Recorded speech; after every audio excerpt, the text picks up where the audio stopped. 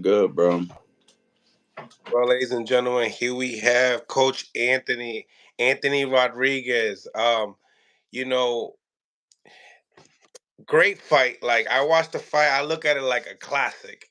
Like I was just watching it earlier. Like I was like, oh, I hope he's late because I want to finish it again. um, it's a classic from round two. You was telling him to make adjustments for like swiveling the head. Tell me, in your eyes, as far as um your opponent's his skills, as far as his skills are concerned, and you coming into the fight, also the training camp coming into this fight as well. Training camp was good because we've been training for about a year.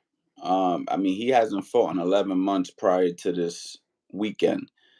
He was on an 11th month layoff. So we was in the gym, man. We was in the gym just honing on his craft, working on his craft, keeping him in shape because he had a few potential dates that we thought he was gonna go ahead and have.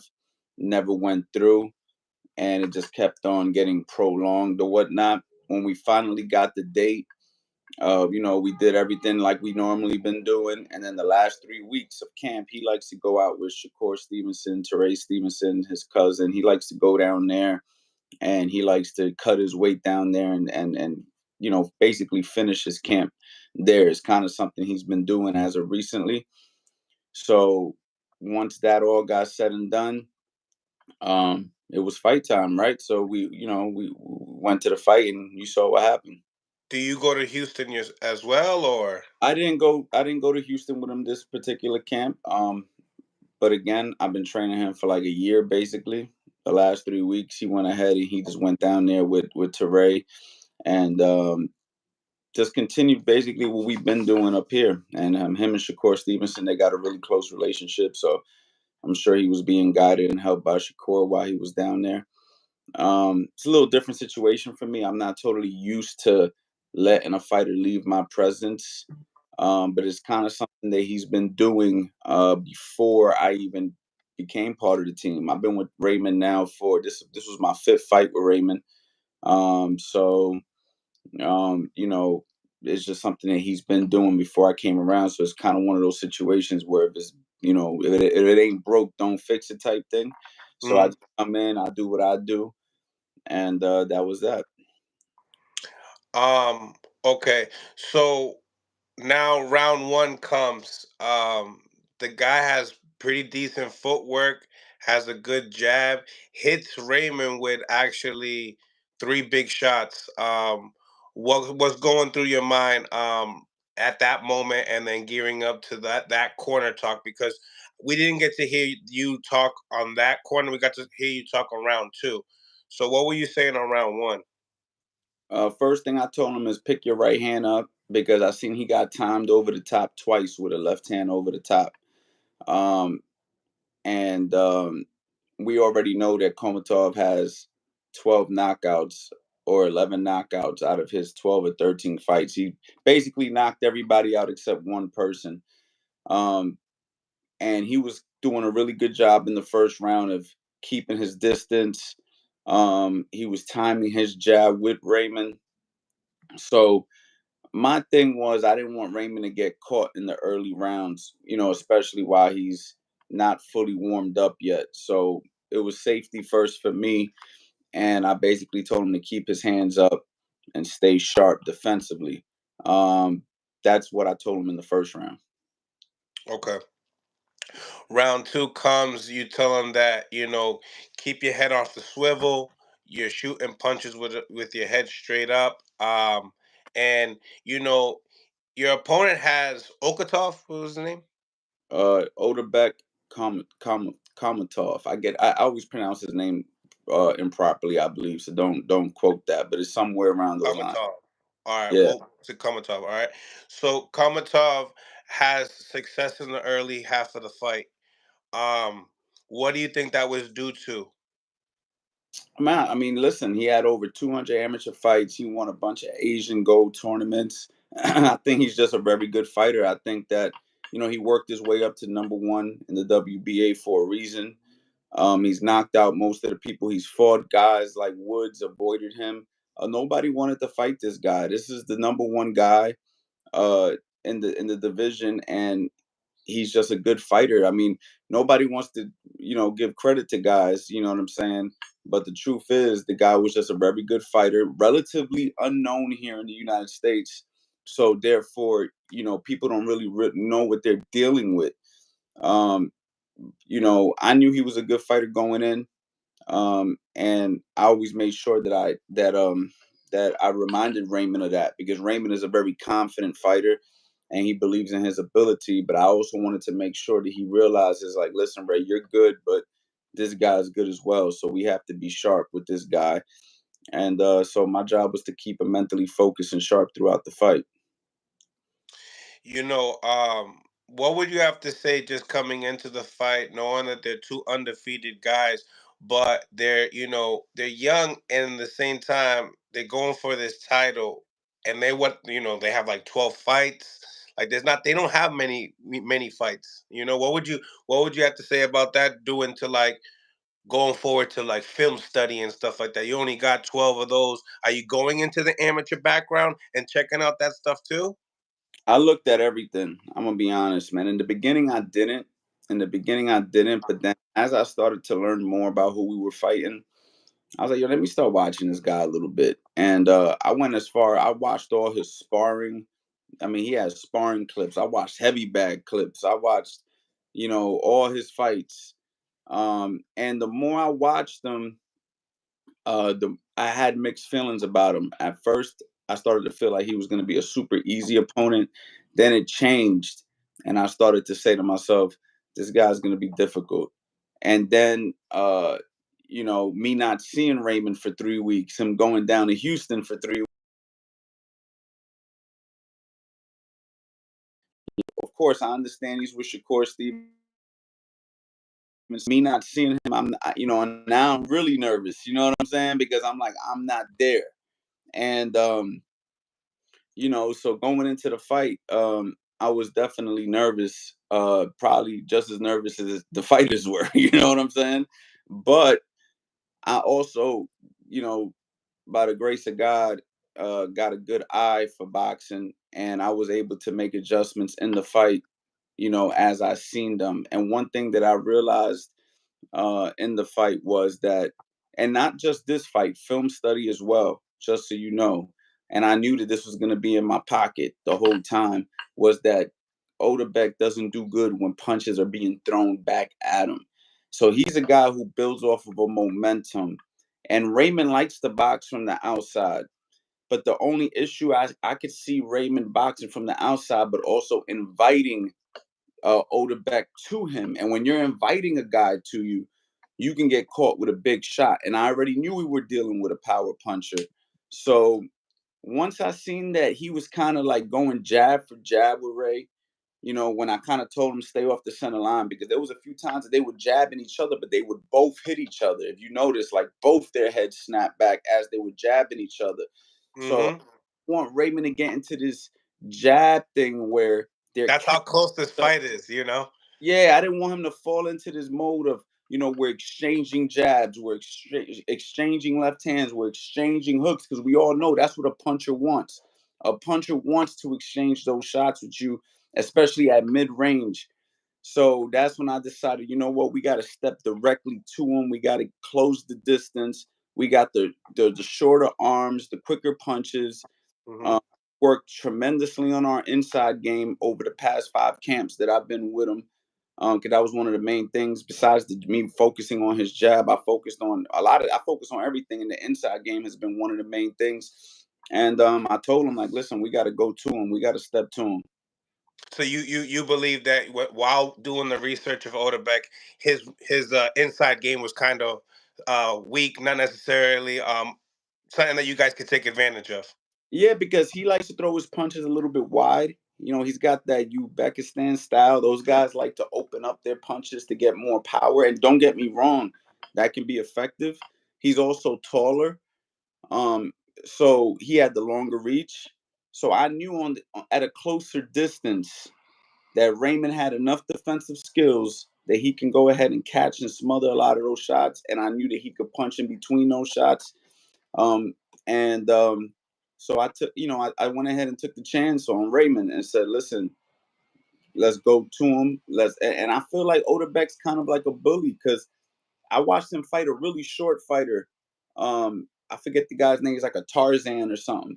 And even though Odebeck won the fight, um, when that guy threw at Odebeck had a tendency of not punching, like he kind of covered up. In this fight, you notice when Raymond decided to get offensive, even before he got the knockout, Odebeck went on his bicycle and started kind of trying to use the lateral movement. He's not a guy who likes to engage when you're throwing back. So I knew deep down if Raymond starts to let his hands go and presses, that this guy was gonna fold up a little bit, and we made that adjustment around round three is when I kind of said, listen, it's time to step to him. And if you I watched the fight for the first time yesterday on television, and I mean they had Raymond losing the first four.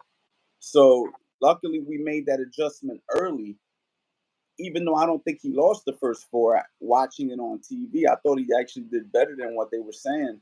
Um, I'm glad They're that we close rounds. they were close rounds, could have went either way, but I thought Raymond was doing better than they were saying. They had it a clean shutout after four. But at the same time, I'm glad we pressed on the gas because when we pressed on the gas, that was what created that 12th round What stoppage. what rounds did you think you had in the bag?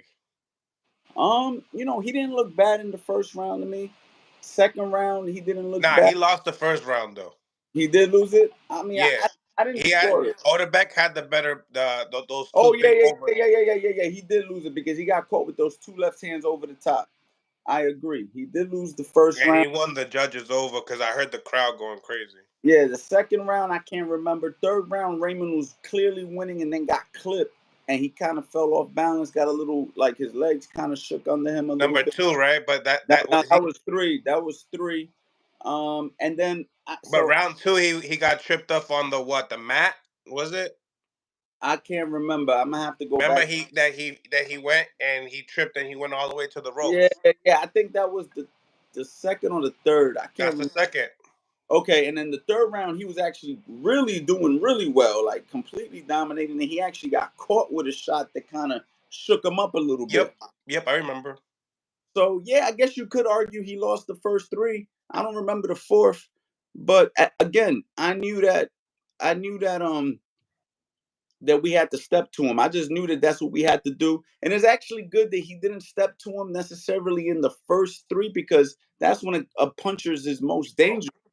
So we kind of I think everything went as it was supposed to go. I mean, we were down by a point or two on two judges scorecards, so yeah, we could have lost a decision, but Raymond did pick it up. And if you notice throughout the fight, I actually wanted more out of Ray. Like I wanted him to actually do more activity, even though he was having success.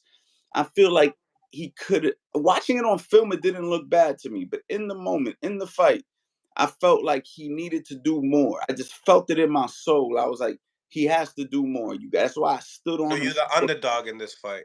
Yeah, I just felt like he had to continue to push, push, push, push, push. There was moments where he was just walking in, catching shots on his arms. I didn't want him to do. I wanted him to catch and shoot immediately. I didn't want him to wait. And I understand, he's the fighter. He's got to feel it. He's the one who's expending the energy. So that's why in one of the rounds, I told him, I said, I know you're the one doing the work, but you got to do the work. That's what I told him. I said, I know you're the one doing it. So please understand that I understand. I don't want to be that guy like, yo, you don't get it. You're not the one in here. I understand. But at the end of the day, you're a professional. And that's what you got to do. You got to do the fucking work if you want to win this world title. Hmm. I seen an adjustment as well with the jab. I seen him throw. He had a lot of success in the middle of the rounds with the jab and really getting over. And was that something that you guys talked about in the corner? Because it was used and it's not. It's because Raymond, he's like a counter puncher, still trying to step to you. Um, and this guy was like basically coming in and out, in and out. In film, did you see his footwork like that as well? Because Um, that's what some people. Mickey Bay was. I was interviewing Mickey Bay yesterday. He said salute to you as well. He said that the footwork he wasn't expecting the footwork to be like that. I mean, I kind of knew that um Odebeck has that style. I didn't expect it to be so effective at mid range. I felt like he was way more effective than I would have expected him to be.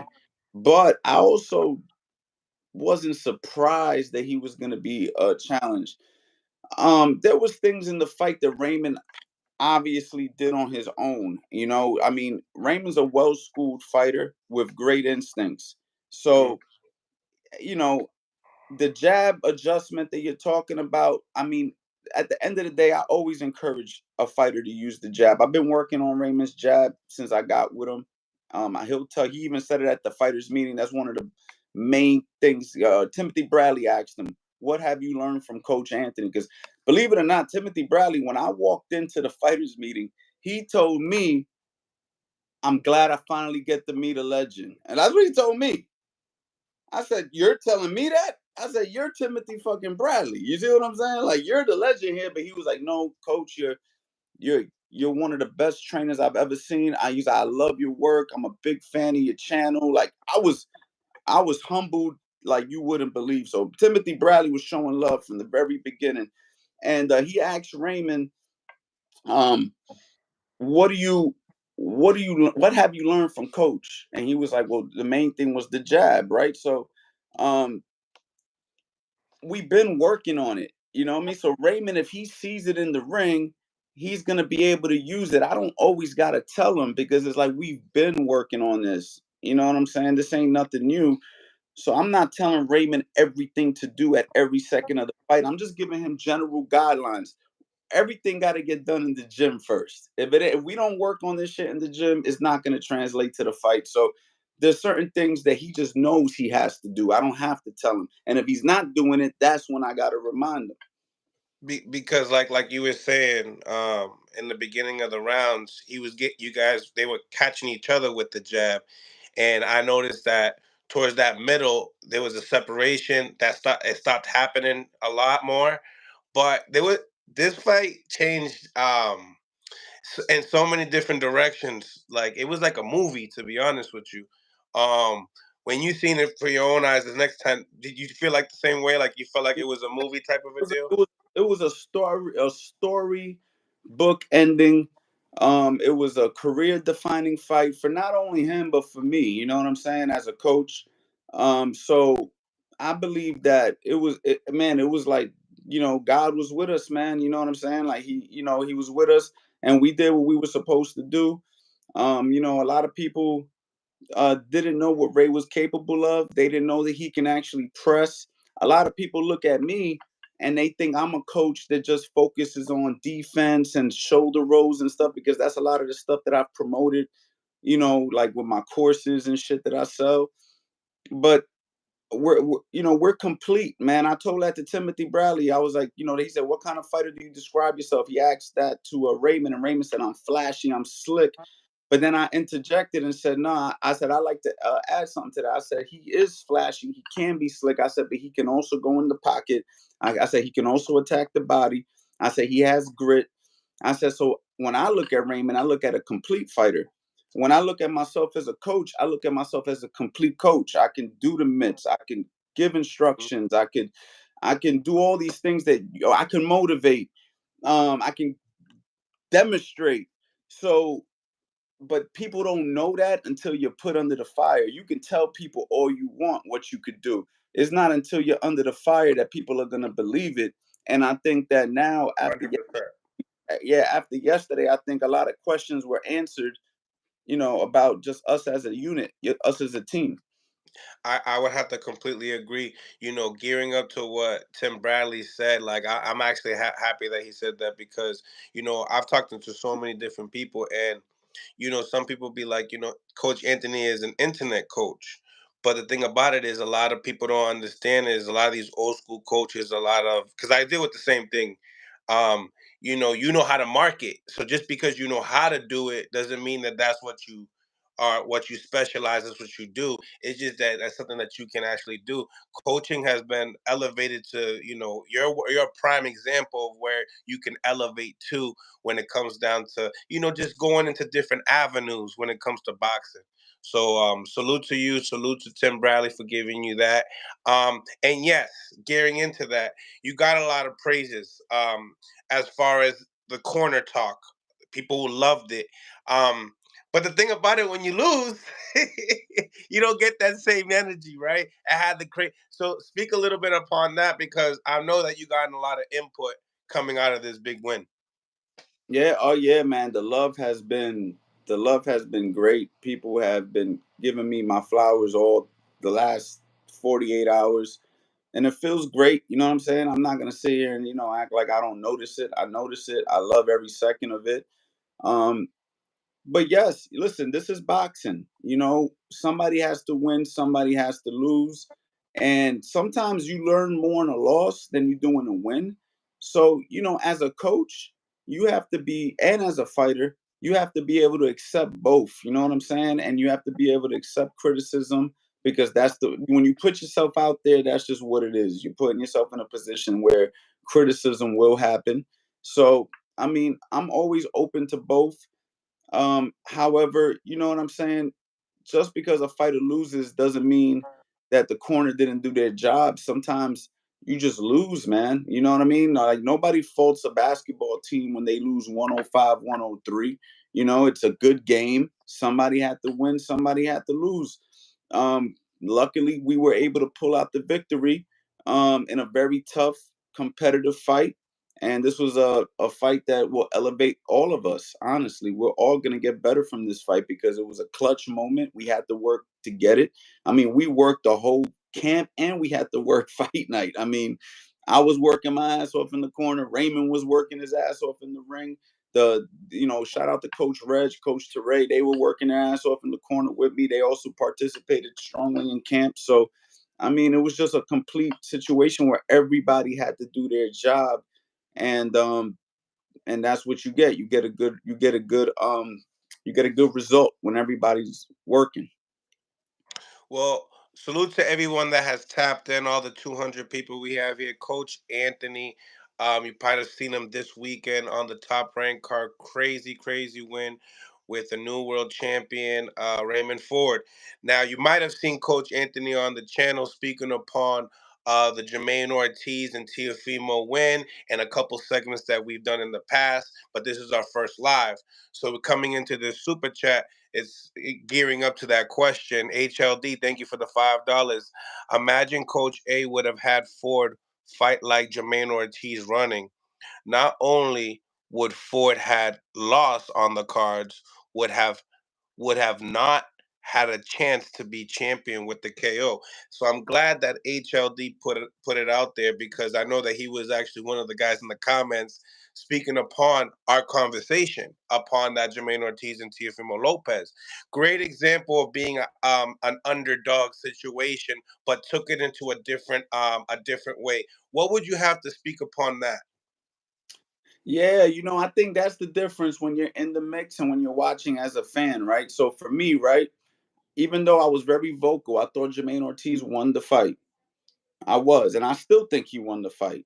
Um, However, if I was in Jermaine's corner, we wouldn't have took that necessary approach the whole fight. Maybe in moments we would have utilized that footwork, but I would have had Jermaine Ortiz taking more risk, letting his hands go a little bit more, and definitely being more active. And just like this, listen, we went into the fight not only the underdog, going into their promotion. We're going into a top ranked show, and Huge.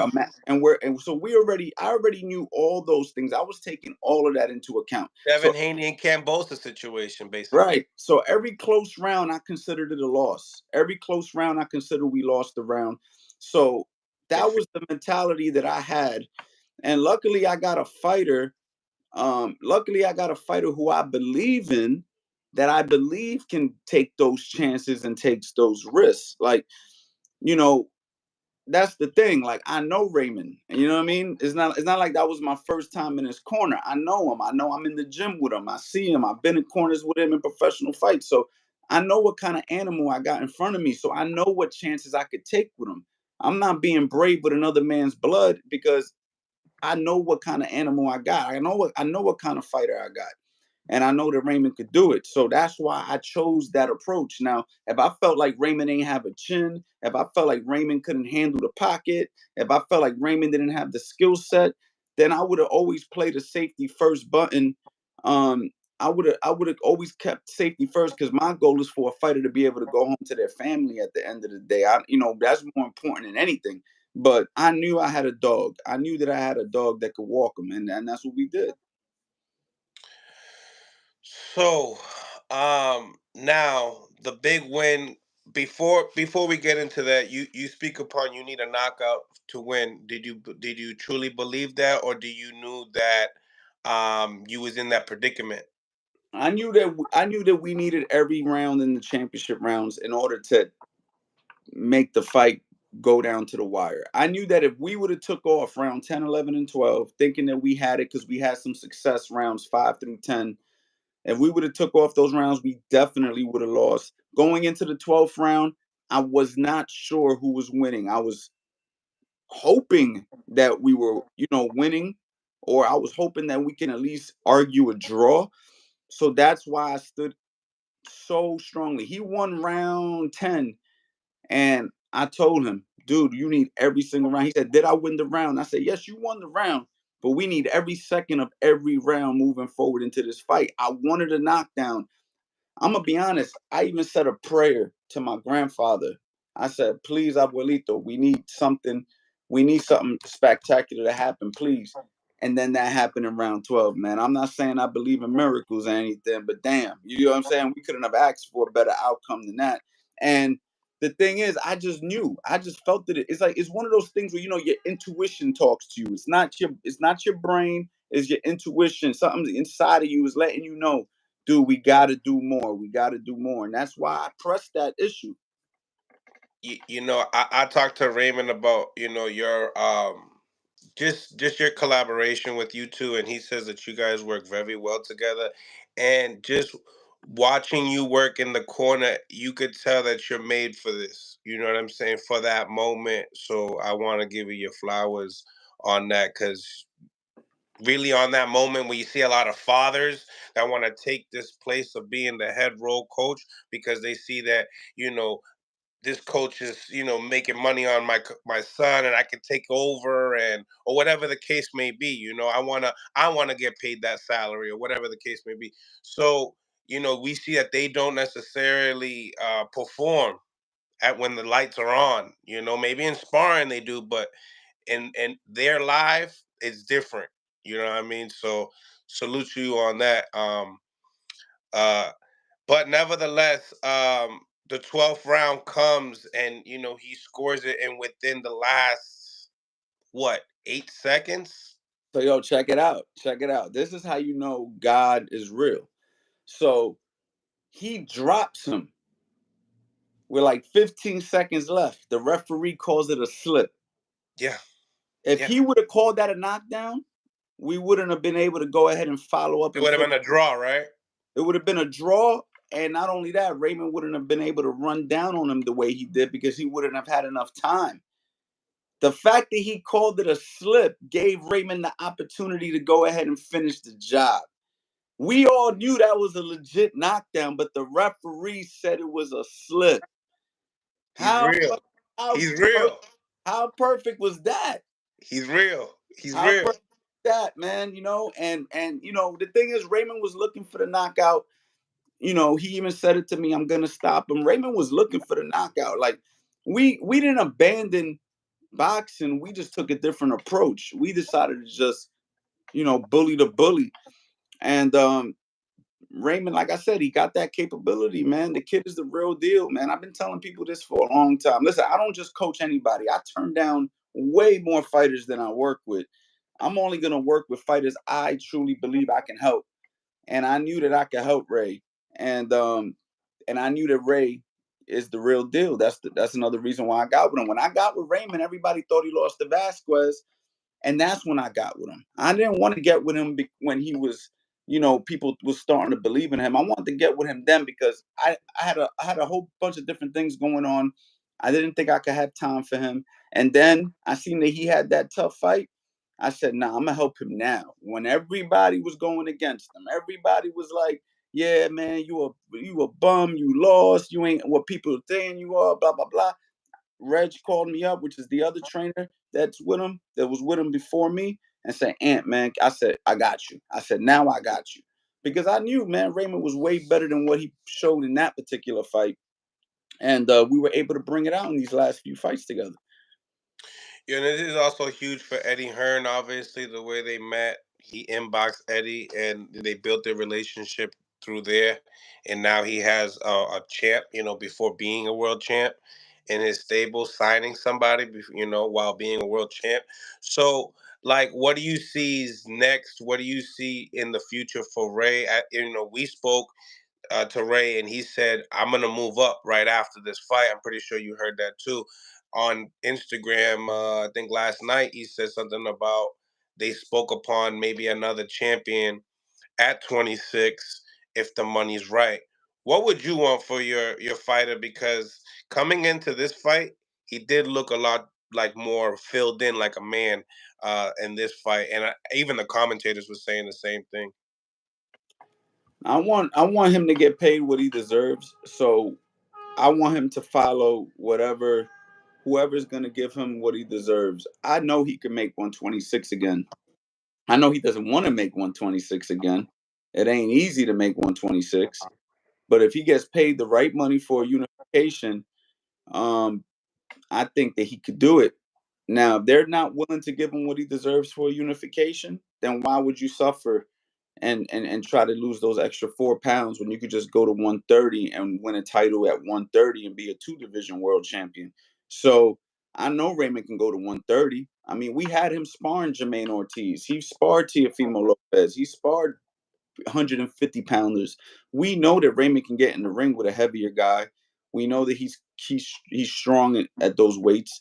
So I think that if he's gonna get a good payday for unification, by all means, we could do one more at 126. But if not, vacate the belt and move up to 130 and go grab another strap. You know what I mean? And I know he could do that.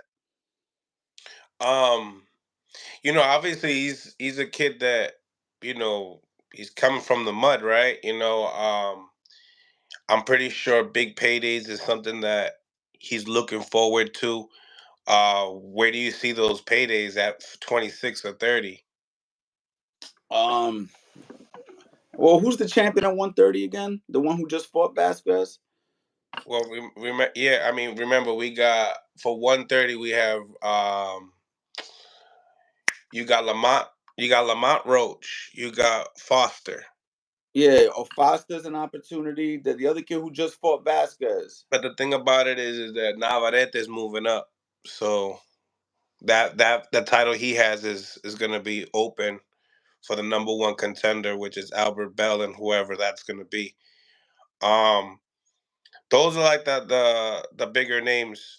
They did say the other guy that was on the card as well. He's kind of awkward. His name's Lopez. Yeah, yeah, yeah. He's very awkward, man. He's definitely a nightmare fighter. Like nobody wants to fight a guy like that. But hey, man, if the money's right, we'll take that fight. I know Raymond can beat that kid. You know what I'm saying? He's just a very awkward fighter. It's not going to be a fun fight, but Raymond can beat that kid. Well, let me refrain. It will be a fun fight, but it's not a fight that you look forward to when you got to fight a guy who's all over the place and isn't fundamentally sound. You got to look at these weird punches coming from weird angles. You know what I'm saying? But I know Raymond could beat him as well. But yeah, man. I mean, listen. Anybody with a name. Raymond could mix Because in there. he could petition and go straight to Lamont Roach for that same title that he has. Right. Yeah. And I keep forgetting the kid's name, man. Who's the one who just fought Vasquez? He just fought Eddie Vasquez. He's a Spanish dude. Espinosa. No, no, no. Maybe somebody in the chat can put it in Help, there. help us out, guys. Help us out. Who Cordina, my bad. Joe Cordina. Cordina's a good fight. Forgot Um, about him. he's a very skillful guy. He's the actually the guy that's out in the zone, right? Yeah, so he's a potential fight for Raymond. So Raymond got options. Raymond got options for sure. Right.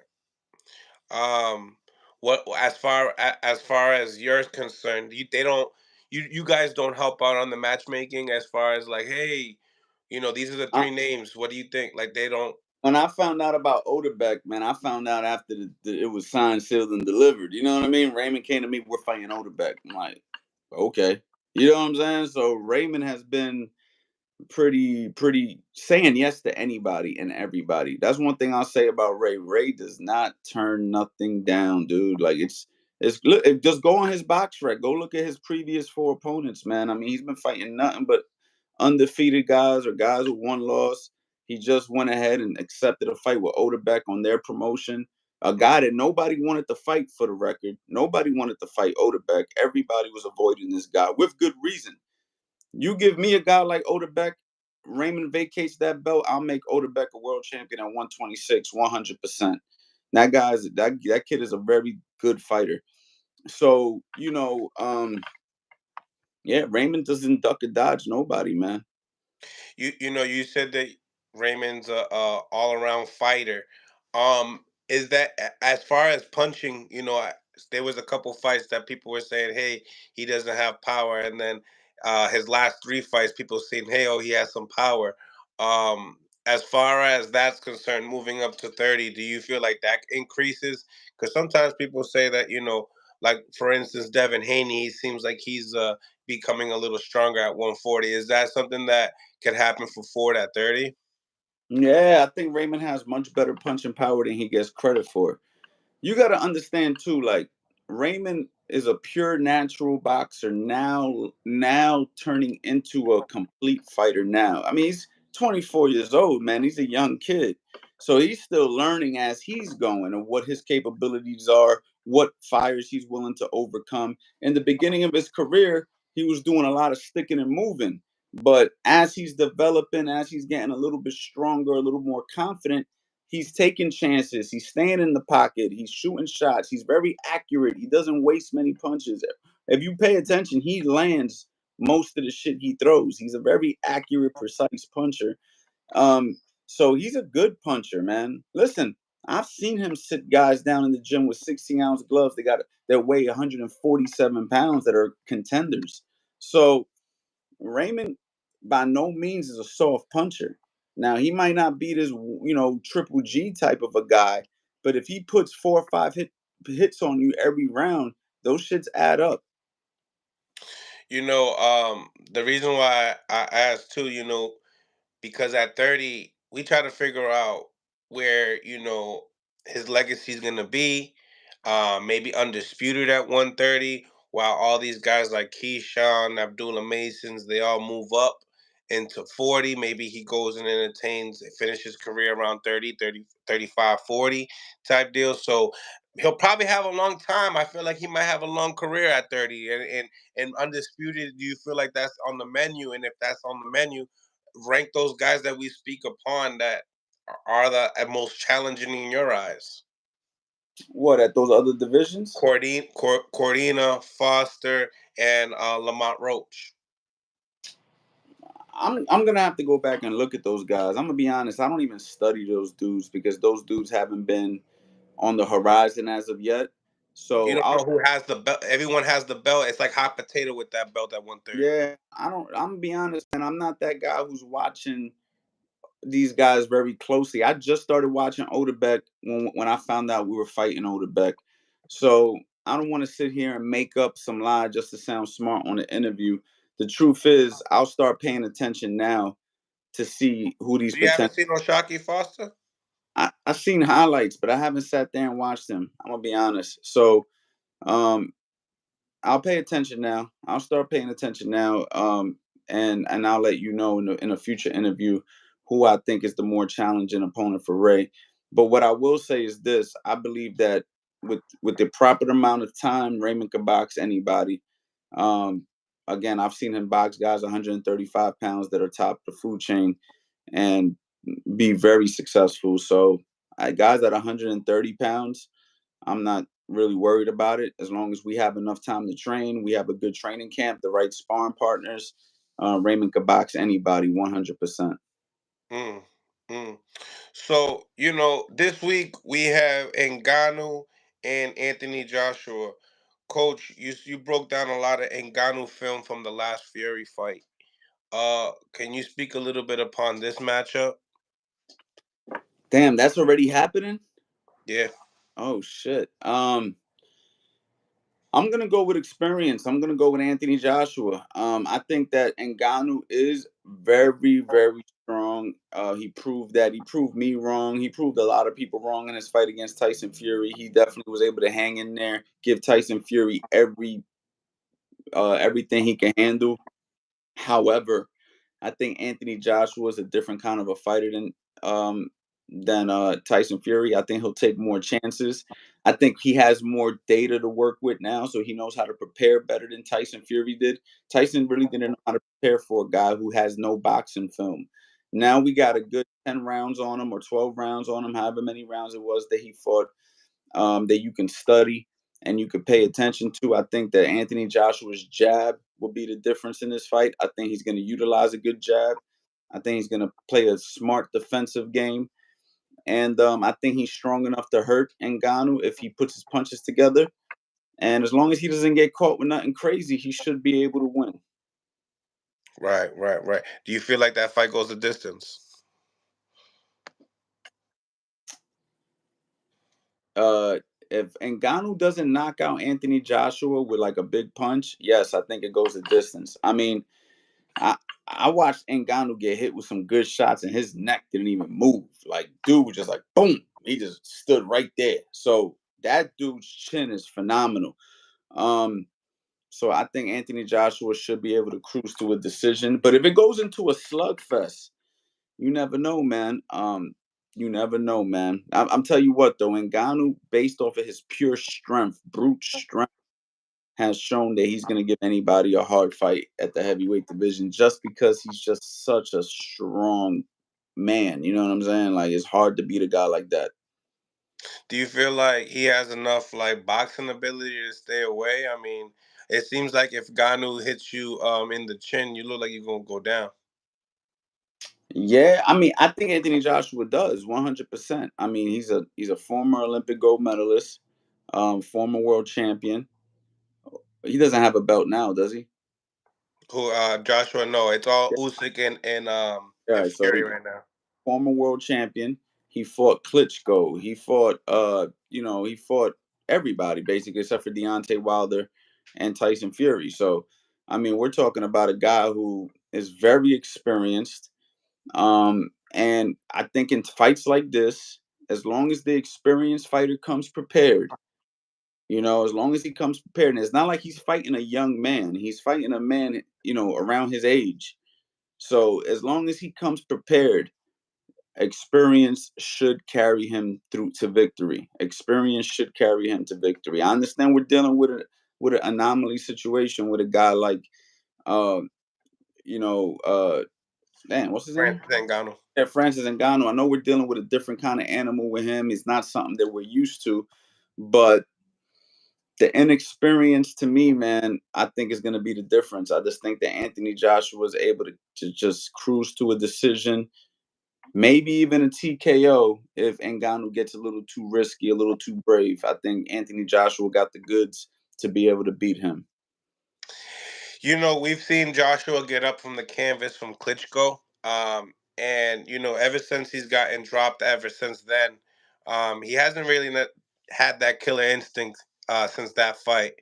Um, if it comes down to Ngannou landing a big punch like how he did with Fury, and Fury was able to box his way away, do you think that Anthony could do the same thing if he gets hit with something very similar and if he touches the canvas? If Anthony or Ngannou? If Anthony touches the canvas, does he get back up and box his way through? Because he's been chinny lately. Um, yeah, I think he could do it. I really believe he has enough experience under his belt that if he gets buzzed in this fight, his experience will carry him through the fight. He's been hurt. Hmm.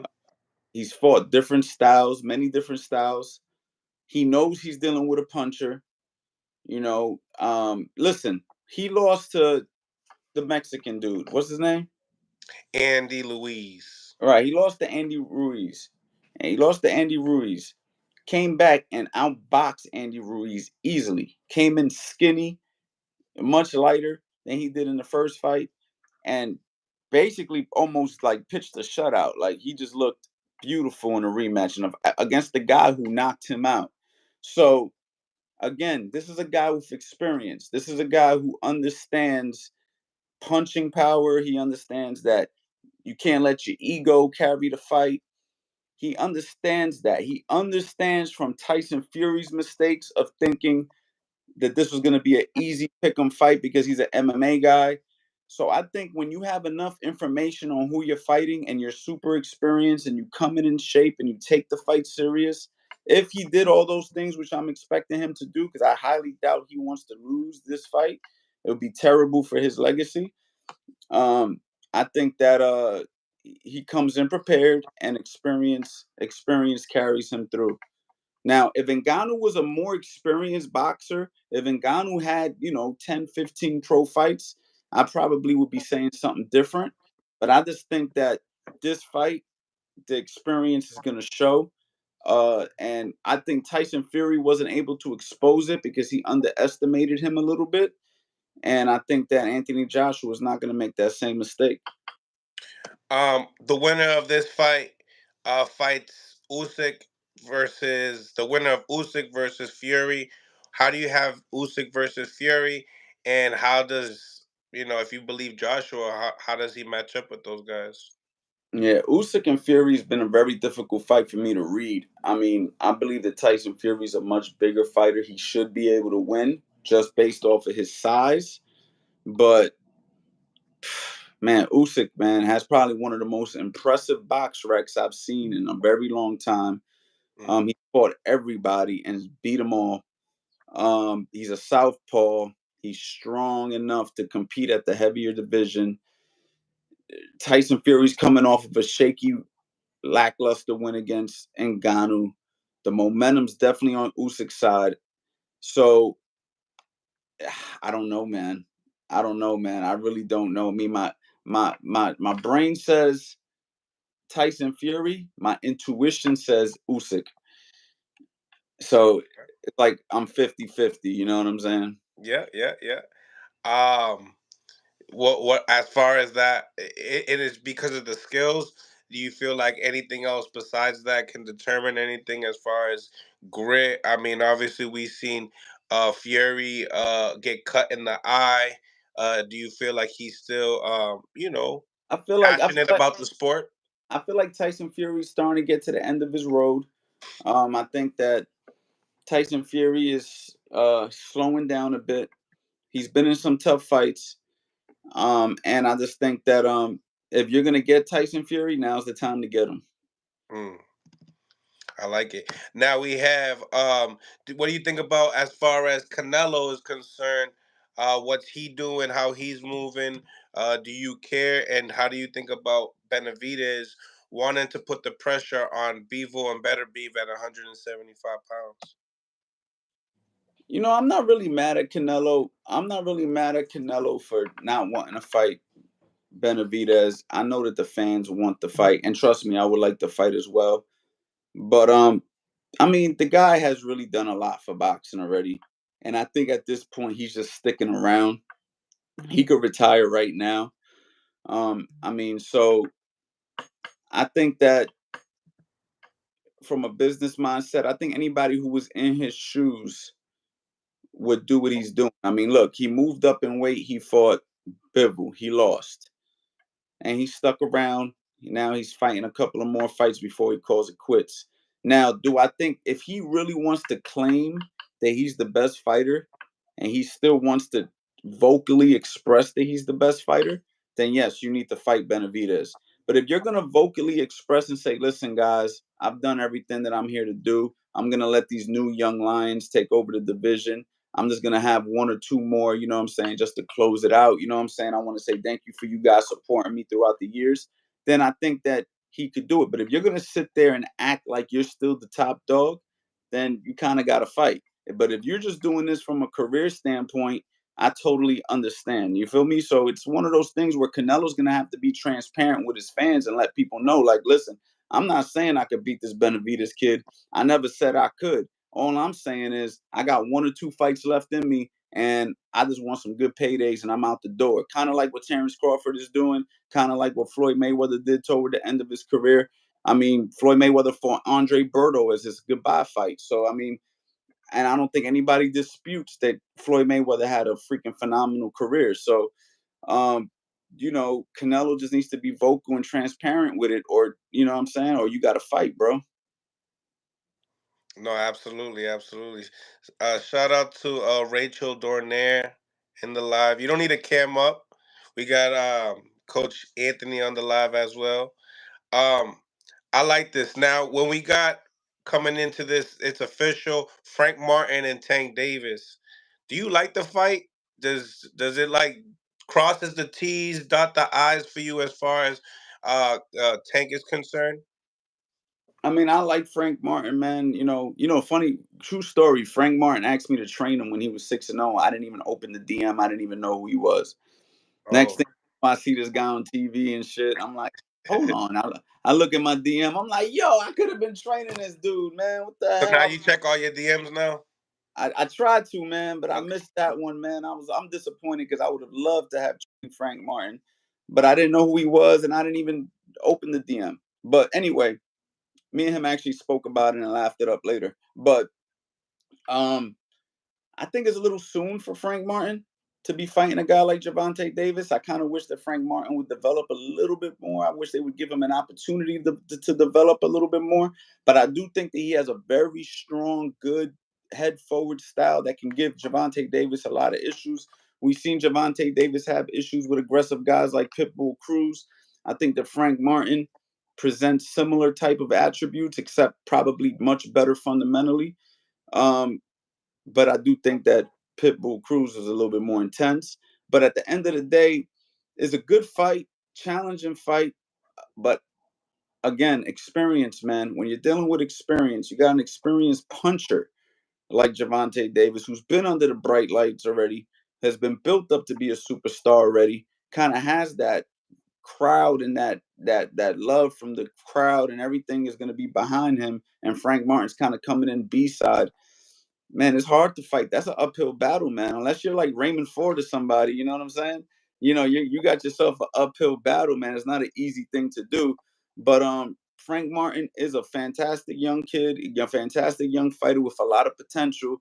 And he could win this fight. It's not an unwinnable fight for him. He can actually win the fight because he's puts punches together, he goes to the body, he mixes it up, he's aggressive. But Gervonta Davis got the equalizer. He's also a very good boxer himself, and he's at the top of his game. He's the top guy. You know what I'm saying? He's damn near the face of boxing. So you're going up an uphill battle fighting a guy like Tank right now. I think the Tank is catching Frank Martin at the perfect time if he wants to beat a guy like Frank Martin. And I think that Frank Martin is going against Tank at a tough time in his career. He should have. This boxing's timing, You get a guy at the right time, you got him. You get a guy at the wrong time, you could lose. So timing wise, this fight favors Gervonta Davis. Mm, mm. I like it. I like it. Um, as far as this fight's concerned, like selling points, like as far as people wanting to come to the fight, do you feel like this, sells more than a Haney and Ryan Garcia type of a fight, or do you think a Ryan Garcia and a Haney sells a little bit more? What catches your attention a little bit more? Oh, Haney, Ryan Garcia, hands down, man. The Hmm. build up, they're both closer in popularity.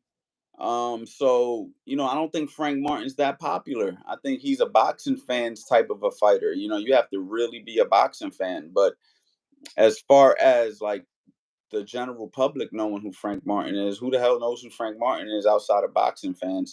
Where you don't even got to be a boxing fan to be a Ryan Garcia fan. Mm. So, Ryan Garcia and Devin Haney obviously being undisputed and building up his name over the course of the last few fights, and with his father, helping him with the promotion. I just think that, a lot of people don't like Haney. A lot of people don't like Ryan Garcia, so you're gonna have a lot of people tuning in to see both of those guys lose. You know, Right. just people want to see both those guys lose. So let alone those guys win. You know what I mean? So that fight is far bigger. How do you feel like, as far as the sparring video that was released between Haney and Ryan, I mean Haney and Tank, and Ryan actually putting it out there, but like, what do you get out of that situation with when it comes down to their fight down the line? Can you get anything out of it as a coach, or you No, can't? as a coach, no, because that was very early in Devin Haney's career. I mean, I didn't see anything there. Listen, I've seen kids develop in the gym for many years, man. I've had kids that they got their ass whooped like that, and then a year or two later they're winning the nationals. Mm, So, Raymond Ford's gotten his ass beat in the ring. Uh, everybody. Floyd Mayweather's gotten his ass whooped in the ring. mm, So, getting beat up in sparring or whatnot, even if that's not the full case. I mean that was a put together clip video, but from those clips, it wasn't looking good for Devin Haney. But how old is that, man? I mean, fighters develop, you know what I mean? And we don't know the timing. Javante might have been here and Devin was still coming up. So as a coach, I don't let none of that shit influence my decision making on who I think would win. I do see that it's getting a little. They're just shooting low blows at each other in this promotion, though, and they're getting pretty personal, and sometimes you cross that line of sportsmanship, and now you're just being purely disrespectful, and they're teetering around that line right now. I don't know if they've crossed it yet, but they're teetering around that right there, and it makes for a super exciting promotion, but it also makes for chaos. So we'll see what happens with those guys. those little clips, those little moments, though, do you feel like those type of moments can happen in a fight? I think I overheard Calvin Ford said that this was when Devin was 16, but when they sparred before in Upton gym, it was very similar to that, which was even he that would make Devin Haney even younger. But could you take little things of that and know that like those moments can occur in a fight with Tank? And what I mean by that, there was a one point in time, there was like I think a 10 or 12-second clip that he just wasn't firing back. He was just, Let, you know, let's be let's just be real, man. Anybody who fights Tank might go through that. Like, Tank is a hell of a puncher, man, and he's an accurate sharpshooter, and he's a mean fighter. So that can happen to any fighter that fights Tank, not just Devin.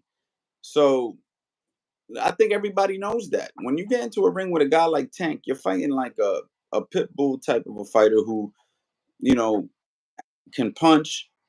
He has boxing ability. He's experienced. So I'm not surprised that happens, to any other fighter that fights Tank. You know what I mean? Tank is a good fighter, man. And people got to understand that, and just because that happens to you one day in the gym or two times in the gym doesn't really determine if that's how the fight's going to play out, but it's always a possibility. mm, mm. Tough Gloves Boxing, thank you for the $5. Salute, congrats on a classic fight. Raymond Ford was a dog. Both fighters, in fact, and that corner work was like a Rocky movie. Who's next? Um, Whoever, man. I mean, right now, I think Raymond just wants to chill with his family. He's gonna let his advisors, like Eddie Hearns and his managers, present other options for him right now. So really, anybody that makes business sense, I think Raymond has earned a right to say, I want to be properly compensated for my next fight as a world champion, whether that's uh, a unification at 126, a big name at 126, or if he decides to vacate and challenge 130 against somebody good. You know what I'm saying? So I think Raymond's in a position where he kind of has the ball in his court a little bit. Like, I'm not gonna sit here and act like he's could start, requesting 20, $30 million to fight, but he's in a position where he deserves to get his just due and get paid and compensated properly. Yeah, absolutely.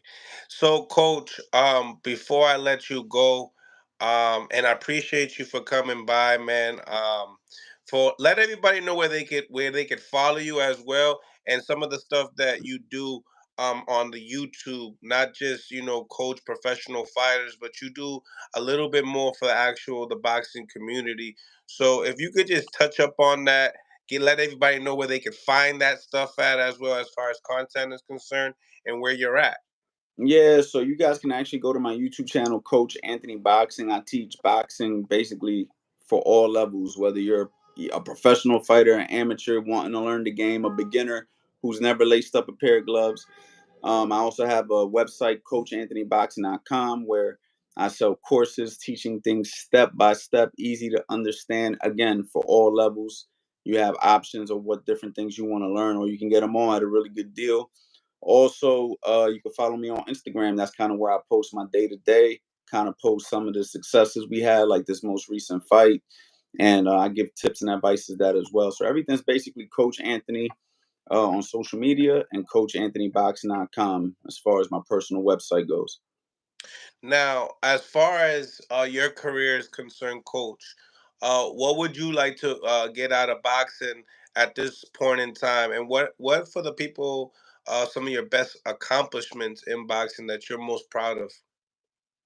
Um, well, I mean, this one definitely, it's probably one of my highest moments as a coach.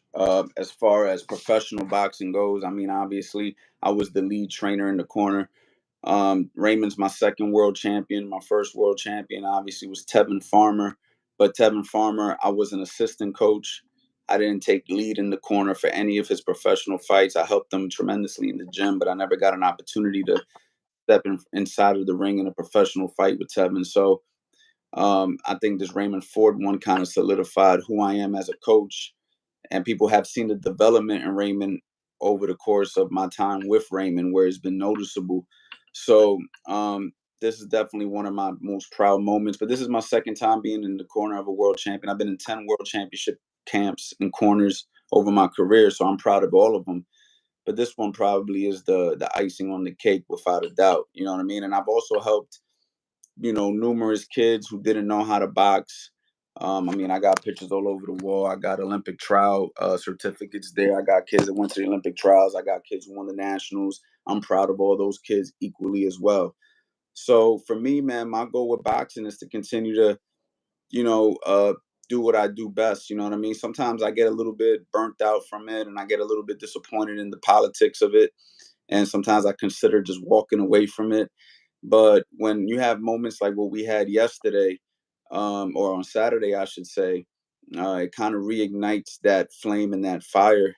And now I'm actually, open and very open and willing to work with more professional fighters that want the same outcome that Raymond had. So again, as long as it all makes sense, as long as I have chemistry with the guy, as long as I believe in them and they believe in me, there's opportunities to pick up more fighters in the future. So that's basically where I'm at with it, man. I'm looking to take this coaching thing as far as I could take it. So of course I need the right fighters to do that with. I can't do it by myself. So that's basically where I'm at. So, like, when it comes down to like world champion corners, like, were they just corners that they were already world champion? You came into the camp, or was it something like this that was like, I got somebody that I'm working with. They never been champion, and now they become champion. I got the opportunity to help Tevin win his first world title. Tevin was not a champion when I got with Tevin Farmer. We attempted a Kenichi Ogawa. When he fought Kenichi Ogawa, he actually, in my opinion, got robbed in that fight. 2 months later, Kenichi Ogawa got found test positive for illegal substances. So the fight became a no contest. Later that same exact year, Tevin Farmer went ahead and fought Billy Dibb, won the world title. and then he defended the world title 6 times. So out of my 10 world championship corners, Tevin was 7 of them. I was also with, Hank Lundy when he fought Terrence Crawford for the world title. I was with Outlaw Eric Hunter when he fought Lee Selby for the world title. And yesterday, on Saturday, I was with Raymond Ford when he won the world title. So for my success, the fighters I worked with that actually won the world title, I was with them before they won the world title. Nice. And when I got with Hank Lundy, obviously we took on the toughest task you could take on in boxing right now, and that's fighting Terrence Crawford. So I have no shame in that. And Outlaw, when he fought Lee Selby, man, he kind of let his foot off the gas in a fight that he could have won. He knocked him down and everything, but he didn't push it. And unfortunately, we didn't come out on top. But again, I wasn't the coach inside of the ring, giving the instructions to motivate him to let his hands go more. So again, this weekend I got an opportunity to do that. And big shout out to Coach Reg for being humble enough to let me take that lead, because he's been working with Raymond far longer than me. And he's humble enough to call me, humble enough to understand that he needed extra help, and humble enough to take the back seat and let me get that shine and that opportunity to show that I can help Raymond win a world title. So, I mean, big shout out to Reg, because Coach Reg, without him, I wouldn't have even been in this camp. You know what I'm saying? And that just goes to show his character, and it goes to show what kind of man he is and how much he loves Raymond, that he's willing to let other people come in and help his fighter win a world title if he feels that there's areas that I could benefit him. So big shout out to Coach Reg. That's a solid, man. We got a caller coming in right now. What up? What up? What up? What up? Hey, yo, Coach Anthony, that fight was insane, bro. Like, honestly, bro, like that fight gave me a Canelo Triple G 2 vibes. Like, it was like I don't know who was gonna win. Like, like, I mean, at first, like the first couple rounds, right? I was like, I'm not gonna lie, I was like, damn, Odebeck is kind of getting the better of him, right? But except for the second round, I think Raymond won that round. He could have. It was past the time of a toss-up round, right? But going into the fifth round, right, fifth, sixth round, I was like, I don't know, man. It's not looking good, right? But once the sixth round came, and you said something to Raymond Ford in the corner, you were like, from now on, this is you gotta, the way you were speaking to him was like, it was like, you gotta win everything. You gotta do it. Don't let Odebeck steal the round. Flurry. You need every single round, right? Like, and then like he was doing it, and he wasn't stepping back. Like he was in the pocket with the Odebeck, and he was trading. And maybe it took a round or two for him to get his rhythm, because he was probably missing a couple counters he could have landed. I was saying, but it was all Raymond Ford from that point on. Like, in my opinion, right? And even in the last sequence, in the last round, yeah, he definitely dropped Odebeck. I'll say that, but it is what it is, right? But either way, he was gonna get him out of there. I just had that feeling, if you look at the sequence when he chased Odebeck down to not get him out of there, right? It kind of looked like how Usyk knocked out Daniel Dubois with like a leaping hooking jab. That's how he caught Odebeck with. Yeah, that's how he caught Odebeck with. And that Odebeck, like, he almost looked like he was stumbling. And then, in the corner, that's when, Raymond Ford, caught him with a couple hooks, combos, and got him out of there, because Odebeck turned his back. Yo, man, that was some movie stuff right there, bro. I'm not even gonna lie to you. Yeah. Any questions for Coach Anthony? Coach Anthony, I wanted to get your opinion on this, right? I don't know if you keep up with the light heavyweight division, right? But what do you think about the Bivol Beterbiev fight? It's a hell of a fight, man. I think that if Bivol's arms can't deal with those punches that are going to be hitting his arms, he might not even be able to swing come round 6, 7, 8, because we know that Bivol likes to cover up like this, and covering up like that against a puncher like Beterbiev can be very, very dangerous. But if he can handle those punches, he's got a hell of a shot, because I think fundamentally he's better than Bivol.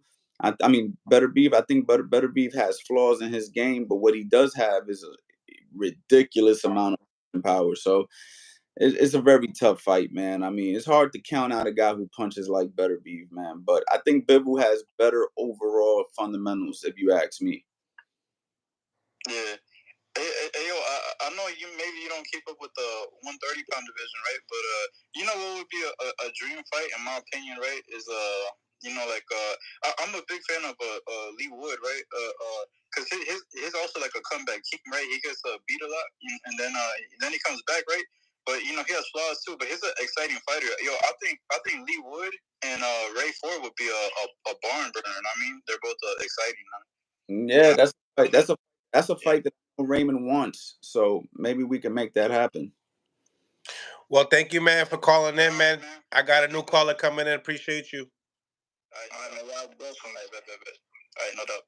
What's going on, man? We got the Tank A team. What's going on, man? How you doing? How you doing, bro? How you doing, bro? I'm doing good. We're doing good. We have Coach Anthony on the live. What's on your mind? Nah, man, I was just thinking about that fight, that Raymond Ford fight, man. That fight, yeah, I think that fight is gonna resemble what Devin Haney and Ryan Garcia gonna be like, man. That's what that fight gonna resemble a little bit. Whoa. So who's gonna be Odebeck and who's gonna be Raymond Ford in that fight? Devin Haney gonna definitely be Raymond Ford, bro. And Ryan Garcia gonna be Odebeck, man. That's just how, because just from the last fight when I seen Ryan Garcia fight in the last fight that he fought in, he was turning his back too much, and you can't be doing that in no boxing match, man. Can't be doing that in no boxing match. Right. Any questions for Coach Anthony? No, man, not today, man. Okay, no doubt. All right, man. Appreciate you. All right, man, no problem. So yeah, but anyway, Coach, I really appreciate you for tapping in. I do have a couple more callers. Don't know if you have time, but I'm pretty sure you're a little bit busy, right? Yeah, I mean, you could take one or two more if you want, bro. If not, it's all good. You sure? All right. Well, we have here. I have some in the comments here. People are really speaking upon Foster. In the comments, as far as him is concerned, do you hear that name at 130 the most out of anybody? I'm hearing it. Raymond already said he would fight him. So I haven't watched him, but Raymond's like, man, I'll beat the hell out of that kid. So just so for all the what is it, Oshaki? Is it Oshaki Foster? Oshaki Foster. For all the Oshaki Foster fans, Raymond has already expressed to me personally, like he would love to fight him. So Raymond by no means would have any problem accepting that fight as long as everything makes sense. Raymond definitely would actually want that fight. He's verbally said, I want to fight this kid. So yeah, that's a fight that could happen for sure. Once again, ladies and gentlemen, we are live with Coach Anthony. Sorry about that. Phone lines are now open. They're still open for just 2 more questions, or 1, or none. We appreciate your time. But as far as you're concerned, Coach, looking at that past performance, what was your favorite part at the end of it? The knockout. The knockout? The knockout, man. I mean, it came at such a beautiful time. Man, I mean, if you would have seen me, if you go back and look at me and Reg in the corner, man, we're jumping for joy. I mean, yeah, it was definitely by far the best part of the fight. So I just remember. So when I was talking to Mickey Bay, and Mickey has what would I have to say? He feels like he wants to come back, right? But in the same time, when we talk about the 30 division, that's the division that he speaks upon, of wanting to come back in. He says what would be impressive would be Raymond Ford and Inoue. What's going on, Jake King Jr.'s dad? What's going on? What up, though? I got Coach Anthony on the live with that big win with Raymond Ford. What do you think about that, Coach? I mean, yeah, I was down there. Yeah, I seen them get busy with Zay. You know, I was down there with training. Oh yeah, you was in Houston. So right, so this is one of the coaches from Houston, and then I have Coach Anthony that was in the corner. So he was in the black, he was in the dark until it was time, and you was around. So we got, like I said, we have Coach Anthony on the live. So talk to me. Is there any questions you had as far as with Coach Anthony in the corner throughout the rounds and the adjustments that were made, Jay? Normally I tell a person, like, when I'm like, I tell the TV to shut the fuck up. You know what I mean? Because like coaches don't know what the fuck they're talking about. Mm-hmm. For the most part, like a lot of times these coaches just be saying shit. You know what I mean? And I just be like, bro, what type of instructions are those? And I know it's a lot different when you're actually there, because I watch coaches freeze up when they finally have to tell they fight or something. I didn't get that vibe from Coach Anthony. I didn't necessarily get that vibe from Coach Anthony. I didn't hear too much from him. I know Chubbs is my guy, and Stitch is my guy as well. But Coach Anthony, I don't think me and Coach Anthony had a pleasure to meet. I think I was there. I don't know. Maybe I'm not sure, but as far as the coaching goes, probably in the live. Yeah, probably on the live. I'm just curious. Did he tell him to walk him down? Because that was, I didn't hear him say that. So did he tell him to walk him down or no? Yeah. So after the third round is when I decided to tell him that we're gonna step to him now, because I knew that Odebeck had issues on the back foot.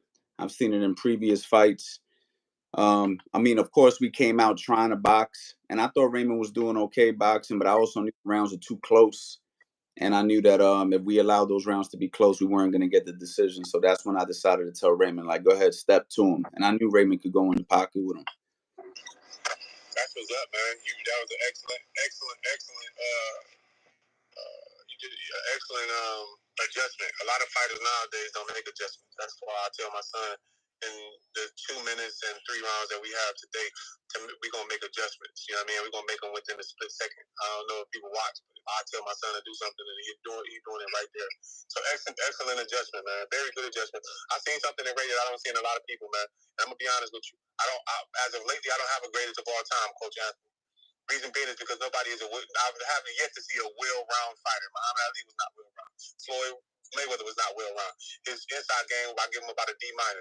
Muhammad Ali's defense and footwork wasn't the greatest of, you know what I mean? It was nice, but it wasn't super technical. The point that I'm trying to make here is Ray Ford showed a dog that these young men do not have. Jesus Christ. When I tell you that shit was beautiful, even though I hate the ref for what he did, but you can't, you turn your back like that and you looking like the way that he was looking, I probably would have did the same thing if I was the ref. And another thing too, I say too, Coach Anthony, is this. People always say that Shakur don't have power, Ray don't have power, and these other fighters don't have powers because they don't have knockouts. That's because they're not sitting there trying to find a knockout. So with that said, Ray definitely got thumped for 26. What was that, 26? Yeah. Definitely got thumped for 26. And Ray showed a dog, brother, I did not expect to see, bro. I ain't gonna lie to you, bro. I forgot a question, but I got my man Meleza con Sabor that reminded me. When he got that cut from the headbutt, talk to me and Jay as well. I don't know if you've experienced it yet with pro fighter yet, with a cut, but was that Ray's first cut? And how did you guys go about it? You know what I mean? How did you stay keeping them calm? He spoke a little bit upon that on the IG live because it was dripping like crazy.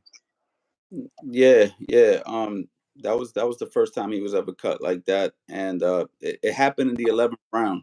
So it happened, if I'm gonna say at a good time, it happened when, it didn't happen early in the fight where it could have got worse. Stitch Duran came in, he handled the cut very well. No, just the championship rounds, I mean, well, I'd rather it happen in round 11 than round 2. You know what I'm saying? Yeah. Facts.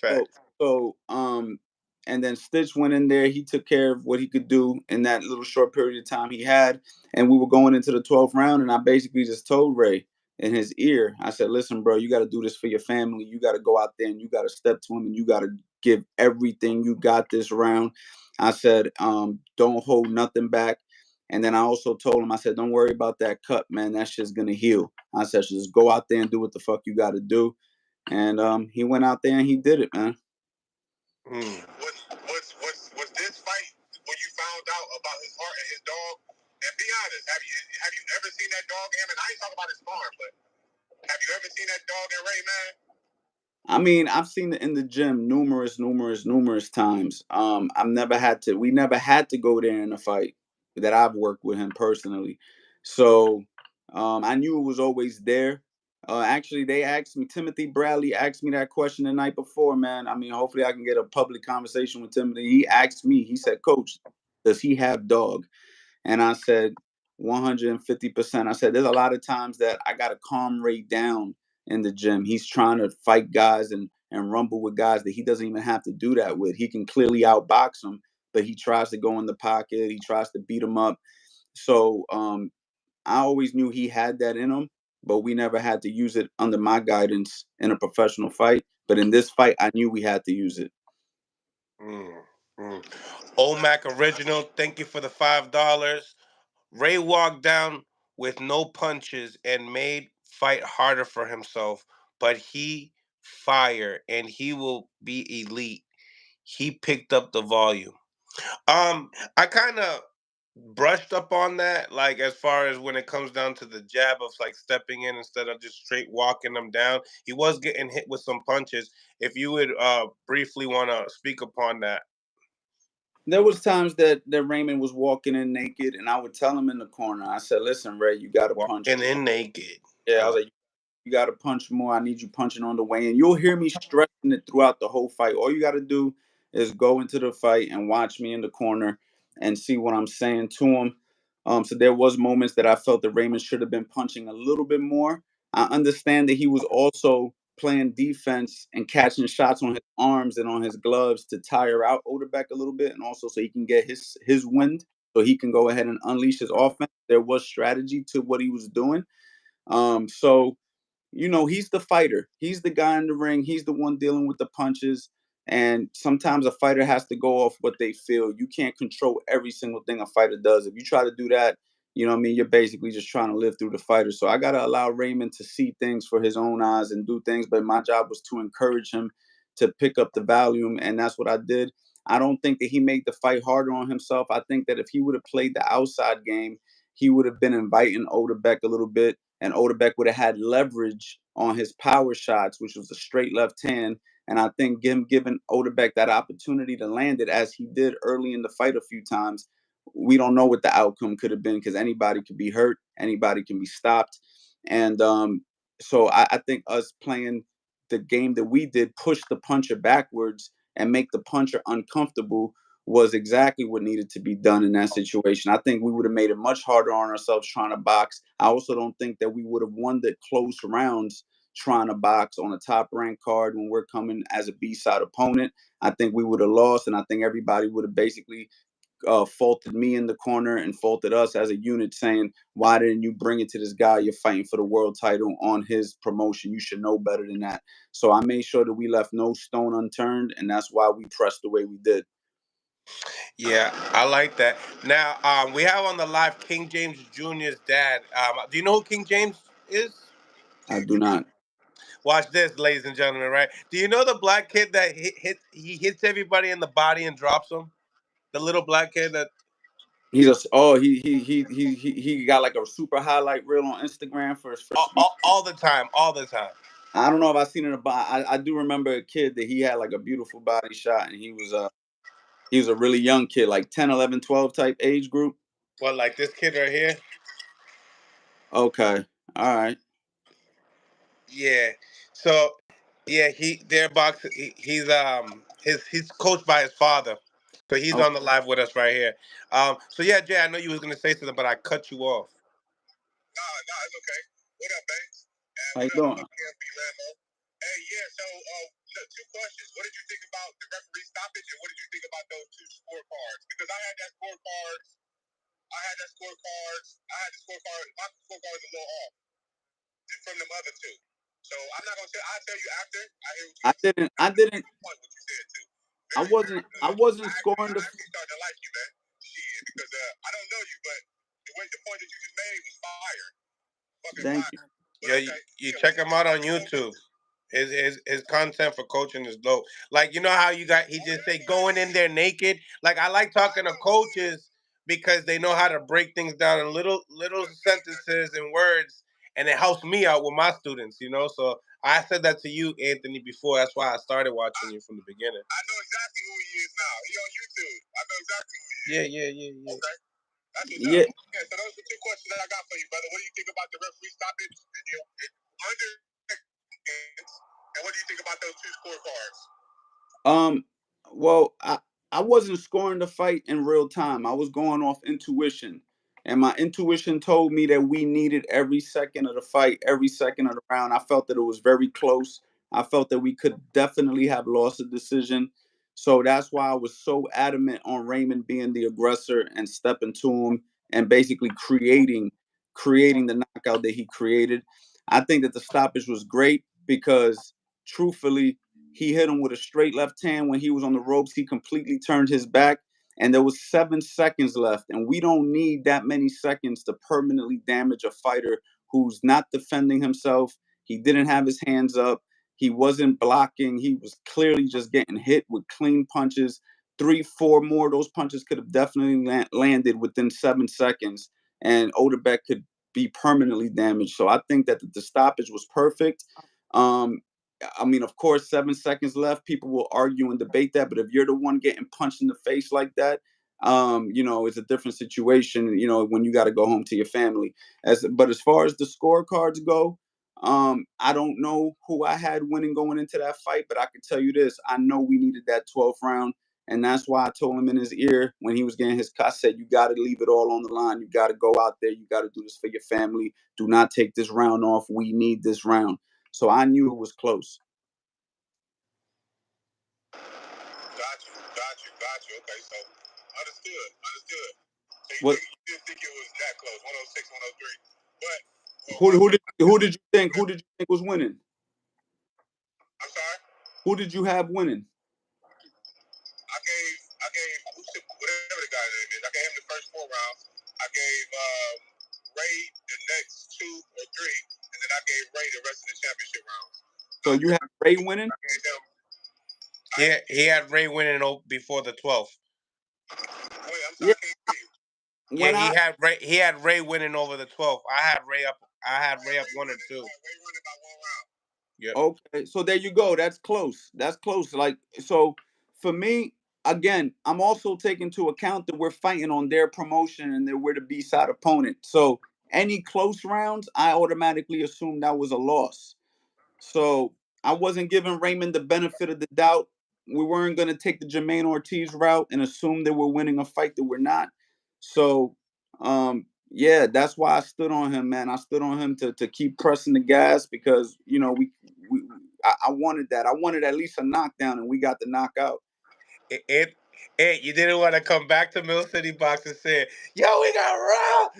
Yeah, I didn't be that guy. And also, man, I didn't want to be that coach that goes back to the locker room and says, "Damn, I could have did more in the corner. I could have said more in the corner." So that's why I was so brutally honest with him throughout the fight. I didn't care if he was upset with me. I didn't care if he was aggravated with me. If you notice, I was very stern with him because at the end of the day, man, this is for him. Yo, Jay, is your window down? I hear the whole highway. My bad, I'm muted. I'm about to mute it every time he talks. Nah, you're good. What was your next one? So real quick, man, because I am on the freeway. That's funny.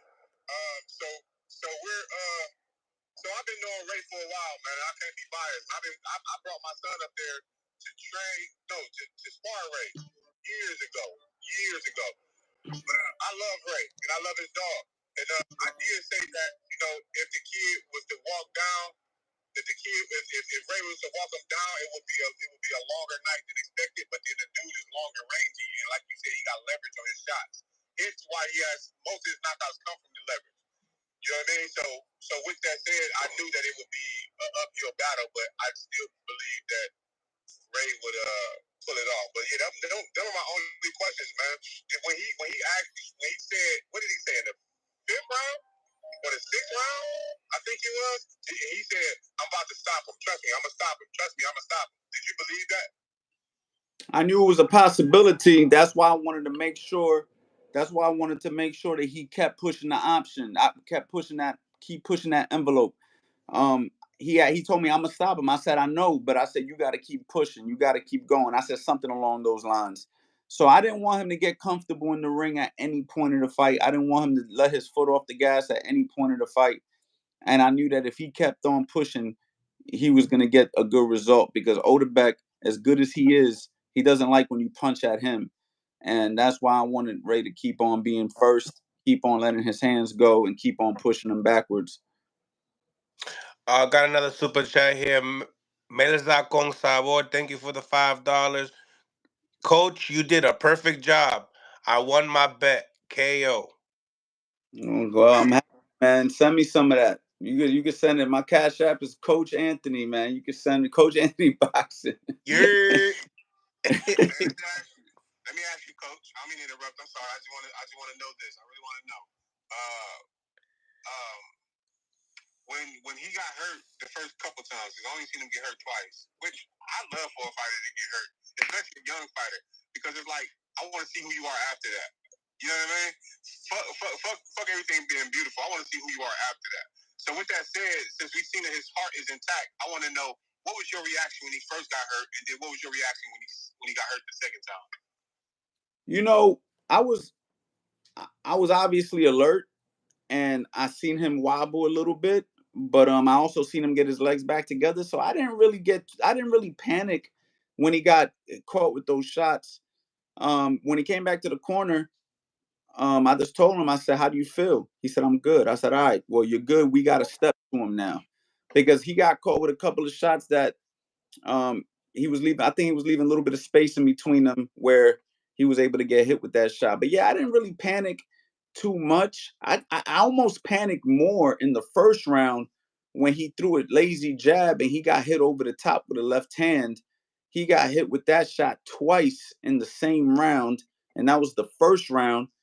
And I didn't like that at all because I said, damn, if he keeps getting caught with that shot could put him out. So that's when he came back after the first round. Mills said that he didn't hear my instructions, but I told him, I said, yo, you got to pick that right hand up. I said, you're throwing that jab, he's timing you over the top. I'm going to need some feints off of that.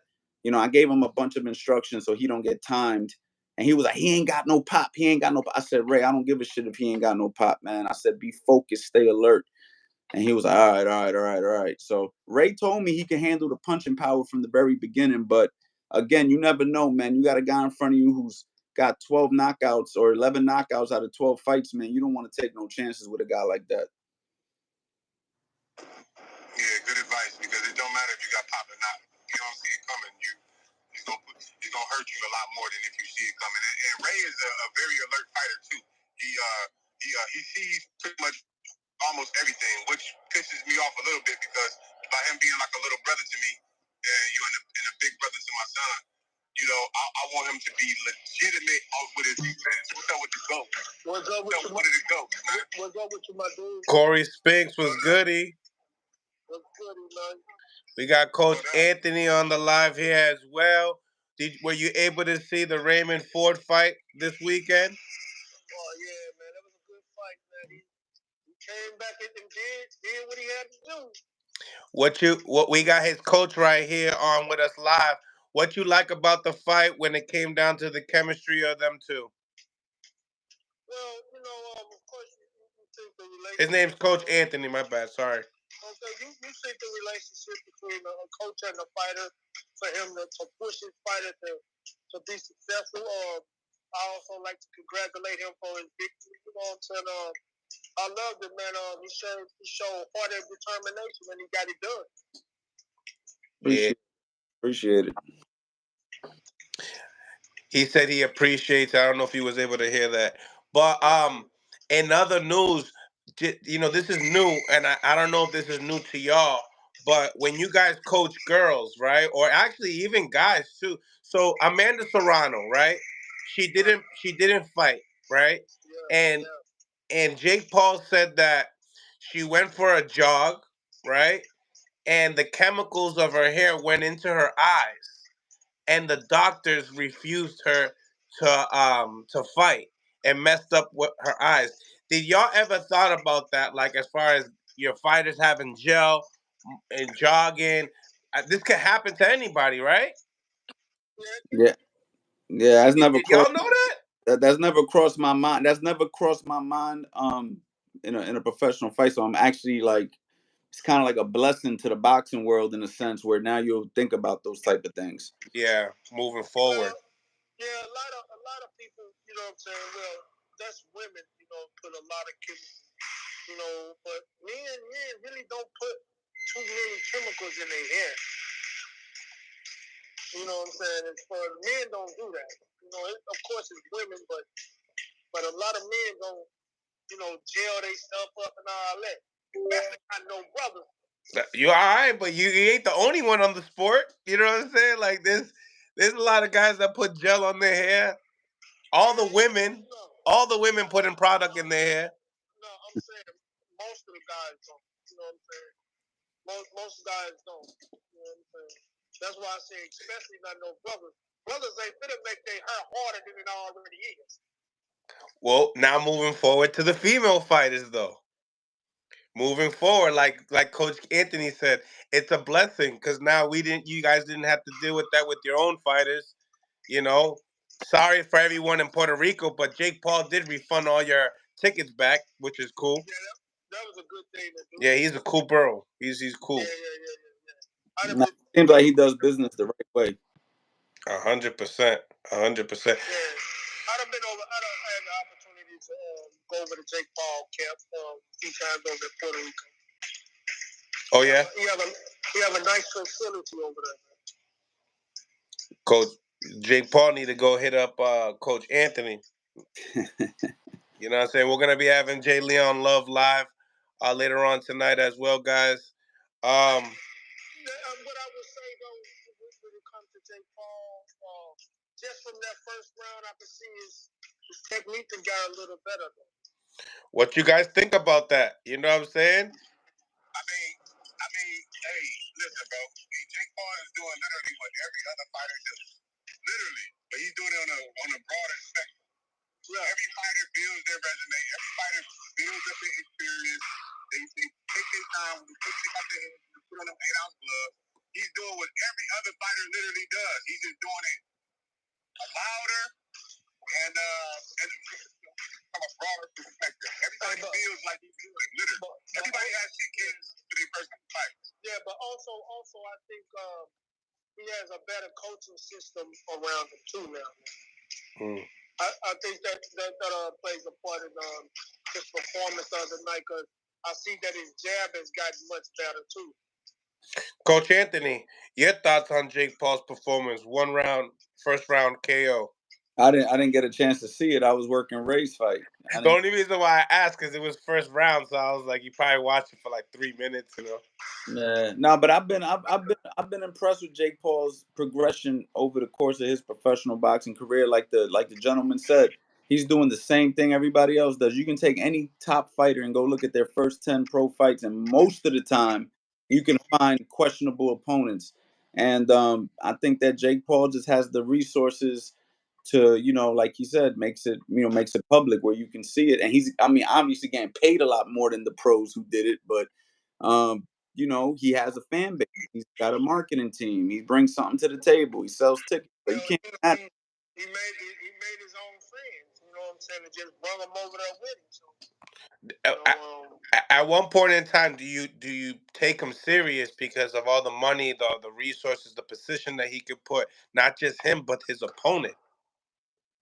I don't take him serious yet as far as where they're trying. Let me reframe. I take him serious, but I'm just not going to be naive like some of the non-boxing people. I'm sure the gentlemen on the call know what I'm saying, but like the non-boxing people who compare him to Canelo and shit like that, right? Like I'm not going to be naive to that, but I do believe he should be taken serious as somebody who's dedicated and invested into boxing.